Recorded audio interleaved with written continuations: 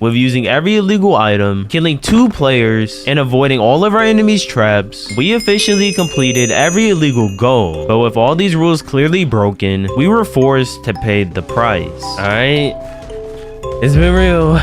Oh, alright. GG's, bruh. And yeah, I was banned for like a week, but after I was unbanned, I quickly realized being unfair was like just not my style. And my whole purpose of my immortal title was to be honorable and not cheat my way to keep it. So I felt like I needed to prove myself again without cheating at all. And that's when I remembered the dragon egg is considered to be one of the rarest items in the entirety of Minecraft. With the dragon egg only spawning once per world, every single player on this server would do anything to get their hands on it. So for that reason alone, I'm going to keep the dragon egg in my inventory for the next 7 days while I attempt to survive risky battles, dozens of the smartest traps, and the entire server hunting me down to prove even with Minecraft's highest bounty on my head, I'll survive with the dragon egg. Let the hunt begin. Yo, get him! Oh my goodness. The night before this bounty began, I constructed an ice tunnel to help me escape, but with that being my only pre-planned strategy, I have to create brand new strategies as I go if I want to survive with the dragon egg permanently in my inventory for the next 7 days. Oh, what? There's so many followers.